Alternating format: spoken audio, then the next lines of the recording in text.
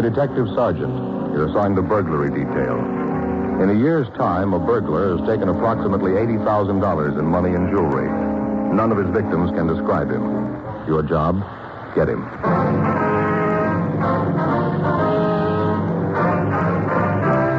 Dragnet, the documented drama of an actual crime.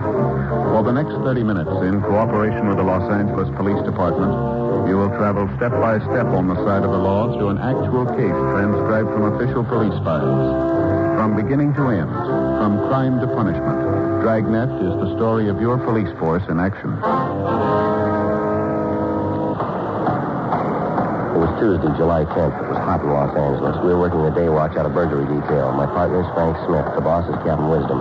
My name's Friday. It was 8:02 a.m. when I got to room 45. Burglary. That you, Joe? Yeah. How about that fight last night, huh? Did you see it on Channel 4? No, I started to watch it. The set went out. Picture tube? I don't know, Joe. Picture got all fuzzy and started to wobble. You know, like when an airplane goes over between the set and the train. Oh, yeah, I know. The set's been acting up lately. I thought there might be something wrong with the aerial, so I figured I'd take a look at it. Mm-hmm. Got the ladder out, got up on the roof. Sure enough, one of the wires on the thing was off. Just hanging by a little bit of the rubber coating. Mm-hmm. Climbed back down to get the wire cutters to fix it. Couldn't find them. Had to use scissors to strip the insulation off the wire. Got the wire all fixed to put back on, then I couldn't find the pliers to get the nut off the aerial. Looked all through the house, no so. What'd you do? Nothing I could do. Try to get the nut off with the scissors. Broke them. Finally went back into the house to listen to the radio. Fight was over. Yeah, I only went 4 rounds. Yeah, I found that out. Got the radio on just when the announcer was giving the last commercial. And Fay and me had a talk. Oh, not again. Yeah, I told her I was going to buy a whole new set of tools. The first time I saw the kids with one of them, I was going to raise the roof. That must have made her happy. Yeah, it did. Made some remark about them only being kids. Said if I wanted to keep the tools out of their hands, I should put them in a place where they can't reach them. There's only one trouble, Joe. What's that? With Mike and Stacy, there isn't such a place. Yeah, figure I know what you mean. It's sure a good fight, though. It's too bad you missed it. Yeah. Got in, Smith? Yeah, Skipper. Right here with you. Right. Skipper, what's up? Sit down. Just got a call from the Wilshire Division. That string of burglaries they've had out there. Mm-hmm. They can't spare the men to give this thing the time it looks like it's going to take to turn it. Yeah. So I'm putting you two on it. Here's all the crime reports on it. Looks like they've been busy. A lot of reports here. What's he pick on? Money and jewelry. Mm-hmm. Use a celluloid strip to get into the houses. Not much unusual about that. No. According to the reports, he's been hitting around 3:30 to 6 in the afternoon. Yeah, he evidently rings the bell first to see if there's anybody in the house. And then if there isn't, he uses a celluloid to open the door. Goes through the house and then leaves by the back door. What's this bit here about the glass of milk? Well, that's the one part of his M.O. that's new. It seems every place he goes into, he has a glass of milk before he leaves. Any prints on the glass? Haven't found any yet. Seems to wipe the glass clean before he leaves. Stats office come up with anything on the M.O.? Nothing hasn't been checked out. The leads they gave us didn't go anyplace. How about the victims? Any of them ever see the guy? No, not good. A couple of them have caught glimpses of him leaving the house. Didn't realize at the time that he'd just come from their place. How about a description? Everybody that's seen him tells a different story. Some have him tall and thin, others have him short and husky. Some have him dark, others light. Anybody's guess. Oh, that makes it easy, huh? You've been working any one area, Skipper? Yeah, according to those reports, he works around in here. And here. From Wilshire to Pico on the south, La Brea to Robertson on the west. A lot of areas, Skipper. Yeah. How about help? Much as you need. Metro will give you as many men as they can spare. Said you could probably count on 10 teams. Well, we should be able to patrol the area pretty well with them. You hit more than one place a day? Yeah, sometimes 3 or 4. Depends on how much time it takes him to go through a place. And he never works later than 6 o'clock. No, not that we know. It's pretty smart. More people on the streets that time of day, less likely to be noticed. That's probably the way he figures it. I still don't think I get this milk thing. Yeah, it's a weird one. You have it every place he goes? Seems to. The owner comes home and finds all the money and jewelry in the place gone and an empty glass on the table in the living room. Living room? Yeah, in the living room. Evidently pours the milk right after he gets into the house and carries it around with him while he works. Finishes it up before he leaves. Boys from Wilshire have found those rings, you know, when you put a glass down on the table. Yeah, I know. Found them all over the house. I haven't found any prints at all, huh? No, Leighton Prince has gone over the places completely. Everything they found has a right to be there. Belonged to the family or friends. $80,000. How about the pawn shop detail? They turn up anything? No, nothing. None of the jewelry's turned up as far as we can tell. Looks like a gem, huh? It is. It's all yours. All right. We'll get started on it right away. You two stay on this until you clean it up. Right, Skipper. Any ideas where you're going to start? Well, only one place, the neighborhood where he works. Yeah? We don't know him. Maybe he'll come to us. Frank and I went over the reports. In general, the operation was the usual type. Use of a celluloid strip to enter a house wasn't new. The suspect operated during those times when detection was least likely. He never operated in the rain. All in all, with the exception of the milk drinking, the case could have been 100 others. Frank and I spent the rest of the afternoon talking to the victims who had seen the burglar. They were all sure that the man they'd seen was the one we wanted, but their description varied from each other. All the victims had been shown mug books, but failed to identify the suspect. We called Metro Division and asked them to give us as many radio units as possible to cover the area. They assigned 10 cars to the detail. Frank and I covered the entire area in our car. Wednesday, September 5th. 2 months had passed, during which time the burglar hit only 2 houses. In spite of the heavy patrol action in the area, he got away safely in both instances. 5:45 p.m. Looks like another day shot, huh? Yeah, another 15 minutes to go. Well, one thing anyway, he's calmed down, Joe. He's going to make 100,000 this year. Wait a minute, Frank. Yeah? Up ahead there on the left, White House. Yeah, I can see him. Pull over here. We'll walk down it. Right. Come on, you get on my side. All right. Still working? Yeah, probably a double lock on that door, huh? Celluloid won't work there. Having a little trouble, mister? Huh? Looks like you're having a little trouble getting that door open. Oh, yeah, I lost the key. You police officers? Yeah, that's right. Well, happy to know you're on the job, protecting my house and all. Sure appreciate it. When if we can see your identification? I beg your pardon? Your identification? When if we can see it? Well, what's the matter? Don't you believe me that I live in this house? We just like to see your ID. Nothing wrong with you showing it to us, is there? Oh, of course not. Gee, looks like I left my wallet in the house. What's that gadget you were trying to get into the house with there? Oh, this? A piece of celluloid. I read about it someplace. I happen to have it. Mm-hmm. Turn around, will you, toward the street? Yeah, sure. What do you want? What's the address of the house you live in? The address? Yes, sir. You guys still don't believe I live here, do you? The address, what is it? 1200 block in Allendale. What's your name? Anderson? Jack Anderson. Maybe you can explain why the name of the mailbox is Radcliffe, huh? Well, yeah, sure I can explain. You see, I'm just visiting here. Summer vacation, just out here a couple of weeks. All right, mister, stand still. Hey, wait, what's going on? You got no right to stand search me. still. How about this wallet? Is it yours? Yeah. Oh, come on, give it back now. Let's take a look here. You said your name was Anderson, is that right? Well, yeah, but I can explain that. Yeah, I hope so. It's going to be a little involved, though. Oh, what's wrong? 2 things. Wrong house and wrong identification. Frank and I took the suspect back to the city hall for interrogation. Although he gave us the name Jack Anderson, all his identification bore the name Robert Red Neal. We ran the name through R&I. Neal had several previous arrests on burglary charges. According to the record, there were no wants on him at the time. 6:20 p.m. Frank and I questioned Neal. All right, Neal, come on off it. Okay, so you know I don't live in the house. It looks like one I do live in. I just made a mistake, that's all. They build all these houses out here so they look alike. Now, look, Neal, don't ask us to believe that one. I'm not asking you to believe anything but the truth, and I'm telling you that. Sure. Now, what about your record? Well, what about it? A lot of burglary charges. All right, I did a little time. Now, what's that prove? I'm going straight now. You still can't come up with a story to tell why you were trying to get into that house. I told you, I thought it belonged to a friend of mine. What's his name? I don't remember. You like milk, Neal? Huh? You like milk? Look, I don't get this. What are you trying to Just prove? answer the question. Do you like milk? I can take it or leave it alone. I'm a big boy now. Sometimes I drink coffee. How long have you been in town, Neal? A couple of weeks. Why? Where were you before you got here? Up north. Where up north? Around Sacramento. What'd you do up there? A few odd jobs. Look, if you guys are going to book me, then do it. Let's get this yak over A couple of things we want to settle first, Neal. What? How long were you up north? I guess it's been about 6-7 months. 7 months. You got any way of proving that? Look, why should I have to prove anything? You guys figure you got a rap you can stick me with? Okay, try it. Book me in. Look, don't press, Neal. Can you prove you're up north for the last 7 months? Yeah, it shouldn't be any trouble at all. Who do we talk to? The sheriff up there, he had me in the can. After waiting for 2 months, the one suspect we were able to turn had an alibi that we couldn't shake.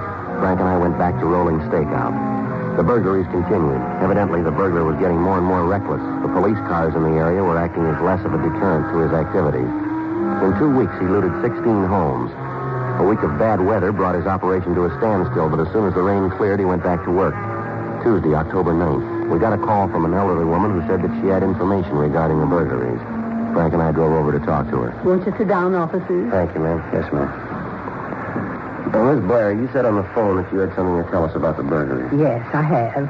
Would you like a little something to eat? Sandwich, coffee? I just took some cookies out of the oven. Maybe you'd like some of those and a glass of milk. No, ma'am. Thanks just the same. Now, could you just tell us what you know, please? Well, I feel a little silly about it, officer. At first, I didn't think I'd say anything about it, but then I got to thinking. I figured it might be better if I did tell you. Yes, ma'am.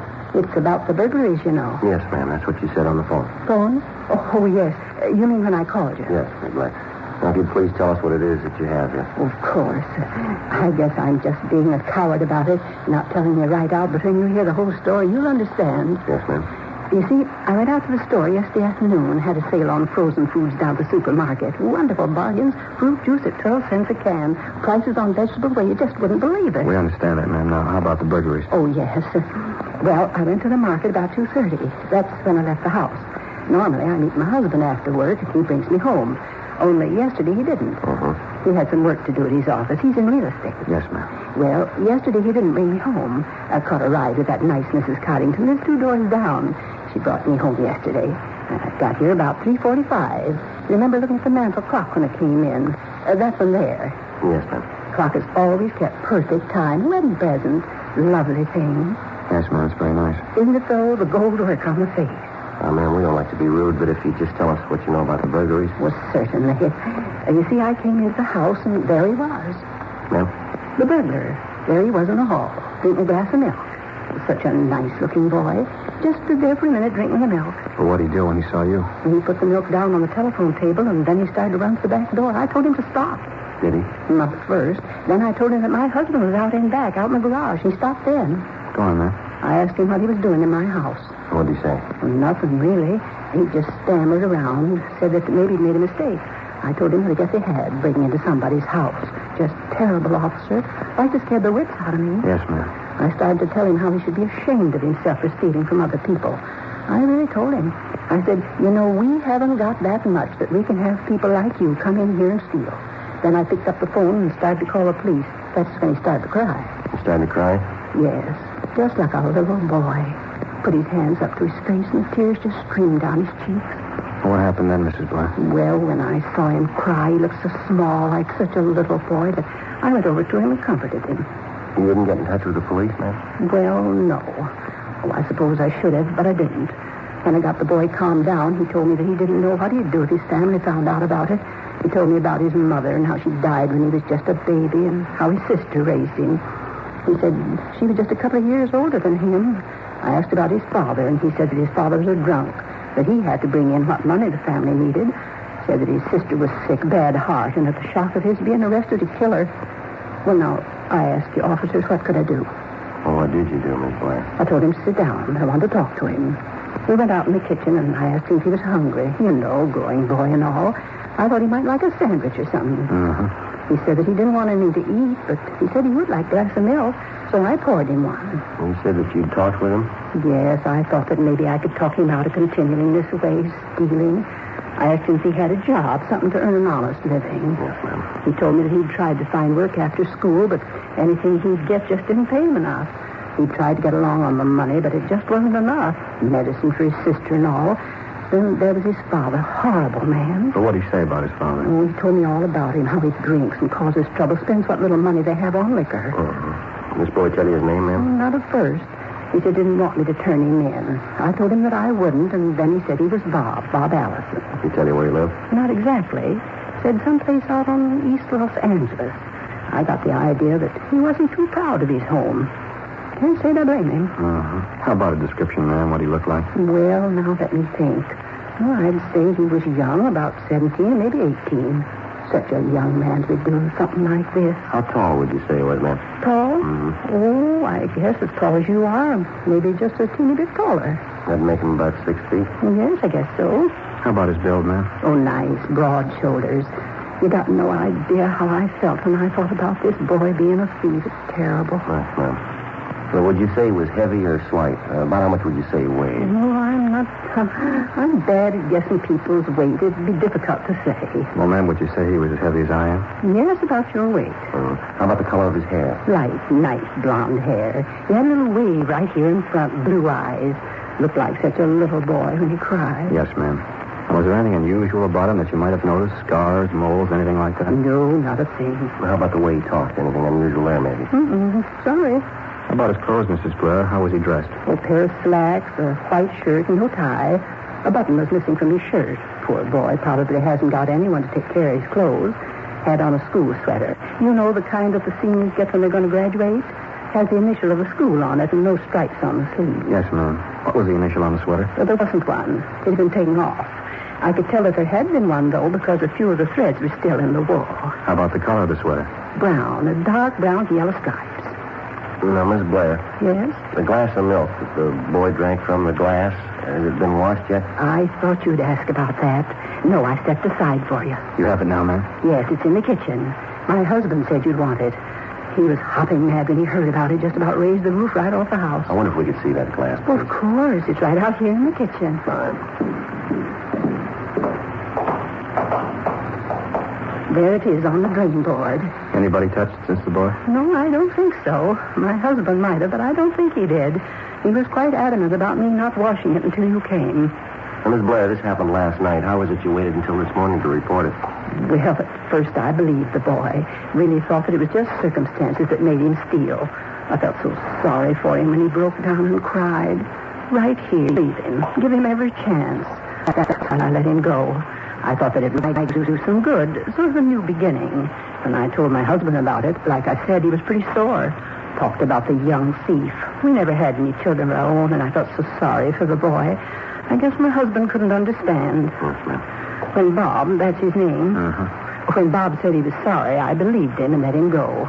Just let him walk right out of the house. My husband got home, and I told him. He said to call you. I tried to talk to Sam, that's my husband, make him understand, but he insisted.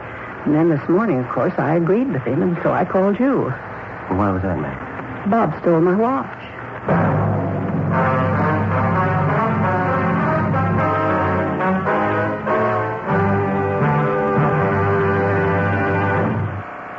Stop giving the bank your money. Stop it.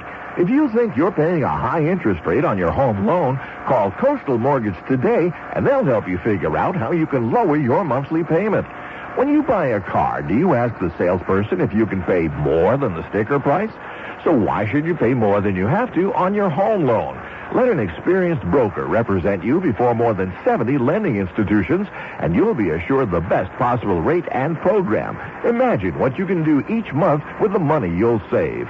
Just call Coastal Mortgage at 949-833-9144, and they'll walk you through a very simple process. There's no risk, because if they can't lower your interest rate, you're not obligated to take the loan. Call Coastal Mortgage right now at 949-833-9144 and speak to a qualified loan representative. That's 949-833-9144, 949-833-9144. Finding out you or a loved one has cancer is never easy. It's natural to be afraid when faced with the decision of choosing a cancer treatment. For many cancer patients, fear of the treatment is almost as bad as the cancer itself. The Proton Treatment Center at Loma Linda University Medical Center is the result of 4 decades of leading-edge cancer research and treatment. Opened in 1990, the Proton Treatment Center offers a non-surgical procedure that is superior to traditional radiation therapy in a number of ways. Proton therapy is so precise, there is little or no damage to surrounding tissue. This results in minimal side effects, and most patients experience no disruption in their daily activities. In fact, proton therapy is offered as an outpatient procedure. Call 1-800-PROTONS for a free information packet and videotape explaining the benefits of proton therapy. 1-800-PROTONS. The Proton Treatment Center at Loma Linda University Medical Center. 1-800-PROTONS. KNX 1070 News Radio.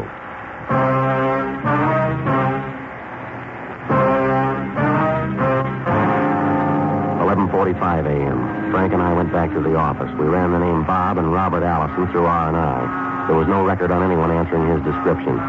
We got out a local broadcast and an APB on him. Mrs. Blair went over the mug books, but was unable to identify the boy. Frank got in touch with the Board of Education and asked for the name of the school using the colors brown and gold. They told him that it would take a little time to check, but that they'd call us back. We notified the cars from Metro of the new developments and gave them the description of the boy. A check of the phone books for the name netted us nothing. Latent prints were sent out to the home of Enid Blair to get the fingerprints of she and her husband. In checking over the empty glass found in the Blair home, besides the prints of Mr. and Mrs. Blair, Dean Bergman came up with a partial unidentified print. It was not enough for classification, but he told us that if we turned the burglar, he could tell us if we had the right man or not. 4:30 p.m. Frank and I cruised the area the burglar had been working in. We were in constant contact with the other 10 cars in the field. Figure you're still working this neighborhood, Joe? Well, we got no choice till we hear otherwise. Funny about the Blair woman, isn't it? What? You know, turning the kid loose. Sure must have put on a show. Yeah, sure. What time you got? 4:38. Got another hour and a half. Frank? Yeah, Joe. Up ahead there in the corner? Yeah, brown sweater could be. All right, let's go. He sees us making a break through that yard there. Come on. All right, hold it up there. He isn't stopping. Let's go around that garage. I'll try and head him off. All right, watch it.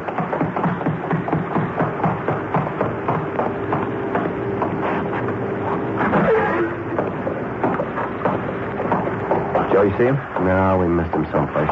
Gotta get back to the car. Right.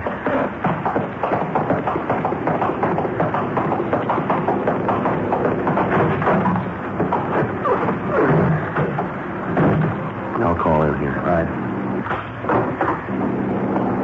Unit 1K80 to Unit 2R1. Unit 1K80 to Unit 2R1. Come in, please. Unit 2R1 to 1K80. Go ahead.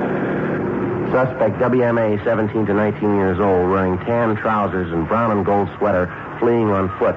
Last seen going east on Chalmers Drive at corner of Spalding Avenue. Please block at Chalmers and Hayworth. Repeat, please block at Chalmers and Hayworth. Roger, 1K80. Unit 2R7, come in, please. Unit 2R7 to 1K80. Go ahead. You get the description all right? Yeah. Want to cover Barrows Drive and Hayes Street? Repeat, Barrows Drive and Hayes Street. Over. Roger, 1K80. Units 2R2, 2R3, 2R4, 2R5, and 2R6 converge on area adjacent to Chalmers and Spalding. Repeat, converge on corner of Chalmers and Spalding. Unit 2R20 will direct operations. 1K80 out. Well, he's locked in. Let's find him.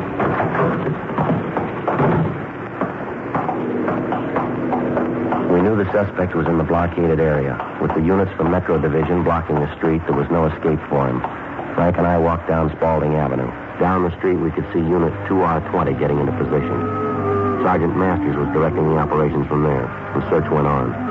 6:40 p.m. We still hadn't found him. At each house, we notified the people to be on the lookout for the suspect. In the event they saw him, they were instructed to call police headquarters. They, in turn, would contact Sergeant Masters and appropriate action could be taken. 7:10 p.m. We just about covered the entire area. What do you figure, Joe? See, I could have gotten out. He's got to be in here someplace. 2 more blocks to go, not much cover. I figure that he hasn't been sitting still. He's probably been moving, too. Yeah. How about that garage back there? Check it. Big place, Joe. Looks like a workshop. Yeah. Wonder who it belongs to. Well, imagine that house over there, don't you? That's where the wires lead. Wait a minute. Here, look at this. Broken padlock. This must be where he is. Not easy.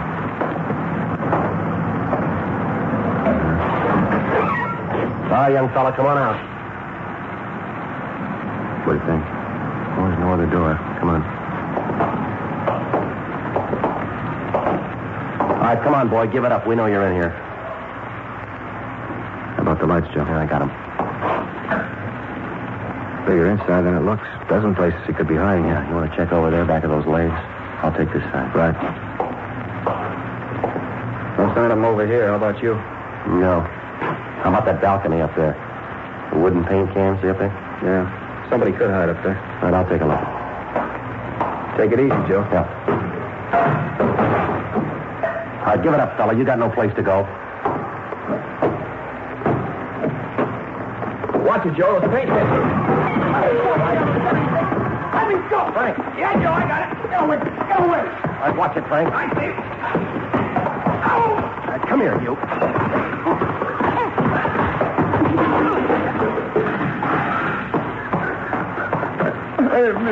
I didn't mean to cut him. I told you to leave me alone. I told you. All right, come on, get up, you. How about it, Frank? You all right? Oh, Joe, just a cut. It isn't bad. All right. Let me go. I didn't mean it. I got scared. I didn't mean it. I don't know what I'll do if my family finds out. Yeah, sure. You going to tell us about your sister, the one who was sick, and your drunken father? Huh? Well, are we going to get the full treatment here, the same one you gave Miss Blair? She told you, huh? Yeah, she told us. What's your name, boy? Akins. Robert Akins. Guess you got me tagged for the jobs, huh? Yeah, we got you tagged. Lousy deal. I thought for sure I had her figured. Crummy deal all the way around. Never should have started it. All I got was a lot of cheap jewelry and a little money. What do you mean, cheap jewelry? Our reports show you got a little better than 80,000. 80,000? That's a laugh. A lot of costume junk, a little money. 80,000. Somebody's been giving you a snow job. What I didn't throw away, I still got. Cheap costume junk, that's all. All right, Akins, let's go. Yeah. Should have known not to trust that Blair woman. Should have known. I was caught before, a couple of times. All right. Yeah, a couple of times. They let me go. Started to cry. Getting that story about my sister. They let me go. It was the crying that really did it, though. As soon as I started to boil, they turned me loose. Good gimmick, huh, crying? Yeah, sure. Don't try it on the jury. It won't work.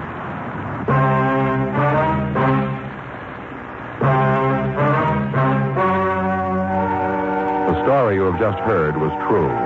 The names were changed to protect the innocent.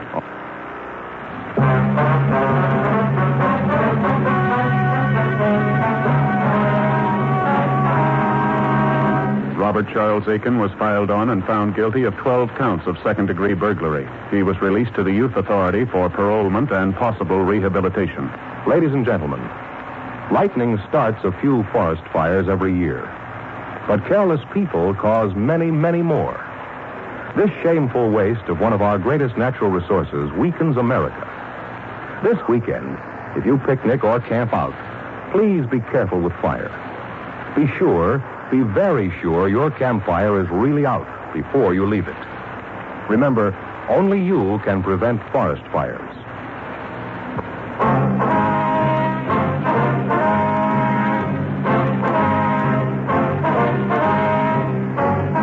You have just heard Dragnet, a series of authentic cases from official files.